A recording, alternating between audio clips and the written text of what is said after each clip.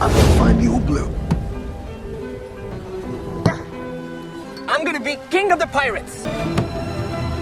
I'm gonna be the world's greatest swordsman. I'm gonna draw a map of the world. I'm gonna become a brave warrior on the sea! Good news sa inyong lahat mga nakama. Narito tayo ngayon para pag-usapan ang pinakabagong balita tungkol sa One Piece live action series. Excited na ba kayo? Alam naman natin na ang One Piece ay isa sa pinakasikat na manga at anime series sa buong mundo. Kaya naman marami ang nag-aabang sa season 2 na live action adaptation. Ngayon, ito na ang pinakabagong balita. May mga bagong cast members na naidagdag sa ating paboritong palabas. Ngayon, bago tayo magsimula sa mga bagong cast members, balikan muna natin ang mga unang ipinakilalang cast na talaga namang nagpasaya sa atin. Una ay si Iñaki Godoy na gumanap bilang Monkey D. Luffy. Napakahusay niya sa pagganap bilang kapitan ng Straw Hat Pirates na may layuning maging Pirate King. Susunod naman ay si Makenyu na gumanap bilang Roronoa Zoro. Talaga namang na-match niya ang pagiging nonchalant ni Zoro at ang maangas na personalidad. At syempre ay si Emily Rude bilang Nami, ang ating magaling na navigator na laging handang tumulong sa kanyang mga kaibigan. Huwag din nating kalimutan si Jacob Romero Gibson bilang Usopp, ang ating duwag na sniper na may kakaibang talento sa pag-asinta ng mga kalaban. At syempre ang huling miyembro ng Straw Hat Pirates na kasama sa unang anunsyo ay si Taz Skylar bilang Sanji, ang ating magaling na chef na may napakahusay na kick fighting skills. Hindi rin natin dapat kalimutan ang iba pang mga kahanga-hanga miyembro ng cast. Si Peter Gadiot bilang Shanks, ang maalamat na pirata at idolo ni Luffy, ay napakahusay sa kanyang dramatic scenes. Si Morgan Davis bilang Kobe ay nagpakita ng malaking character development mula sa pagiging mahina hanggang sa pagiging matapang na marine. Si Vincent Regan bilang Garp, ang lolo ni Luffy at isang vice admiral sa Navy, ay talagang bagay na bagay sa role dahil sa kanyang karisma at presence. Si Steven John Ward bilang Mihawk, ang pinakamagaling sa paghawak na espada sa buong mundo, ay nagpakita ng napakagandang pagganap at intense na presence. Si Jeff Ward bilang Buggy, ang clown pirate at talaga nagdala ng kasiyahan at kakaibang kulay sa kwento at dahil sa kanyang outstanding performance.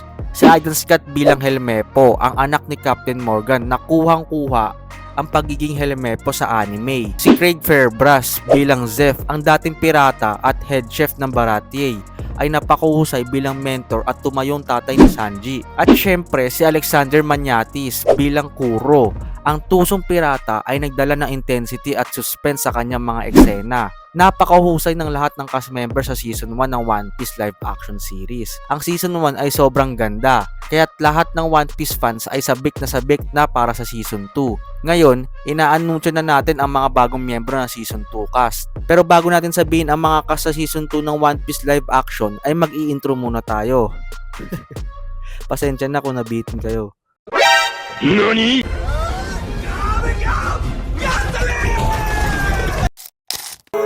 Living life, everyday, late at night, not okay. All I want, and I pray, all I need are some better days. Fuck me, I'm looking in the mirror, so foggy, but I've never seen clearer. I don't really think anyone can save me, and honestly I'm not really sure I want saving. I don't think that my head's on straight, gotta flip it and grip it and go and get an x-ray. What's wrong with me? I just feel weight pushing on my chest and it squeezes till I suffocate. Better change my mindset, meditate. It's pretty cool that I'm alive and have better days. I could walk, see, hear, I should celebrate. Think I could change my mind, maybe elevate. Living life, everyday, late at night, not okay. All I want, and I pray, all I need are some better days. Yeah, all I need are some better days. Cause all I want, and I pray, I believe in the better days. Ang versatile na actor na si David Dastmalchian ay gaganap bilang Mr. 3 sa live action adaptation ng One Piece. Si Mr. 3 ay isang tusong wax sculptor na nakakain ng wax devil fruit. Dahil dito, nagkaroon siya ng natatanging kakayahan na manipulahin ang wax at kahit ang kanyang sarili ay kaya niyang gawing wax. Si Camrose Johnson, isang miyembro ng cast ng One Piece live action season 2, ay ginampanan ang karakter na si Mr. 5, isang dynamic fighter na espesyalista sa pagsabog. Pinapalakas ng Bomu Bomu no Mi Devil Fruit na nagtatransform sa kanya bilang isang human bomb. Ang kanyang kakayahan ay pinapayagan siyang sumabog kahit anong parte ng kanyang katawan, mula sa mga kamay hanggang sa hininga. at nagbibigay sa kanya ng immunity laban sa mga pagsabog. Ginampanan ng actress na si Jazara Jocelyn, si Miss Valentine, ay isang makulay na ahente ng Baroque Works. Ang kanyang devil fruit, ang Kilo-Kilo Nomi, ay nagbibigay sa kanya ng kapangyarihan na kontrolin ang kanyang timbang na kagustuhan mula sa isang maliit na 1 kg hanggang sa kahindik-hindik na 10,000 kg. Dahil sa kakayang ito, kayang-kaya niyang gawin ang kahanga-hanga mga bagay tulad ng pag-survive sa pagbagsak mula sa malalaking taas o pagdurog sa mga kalaban sa pamamagitan ng mabilis na pagtaas ng kanyang masa.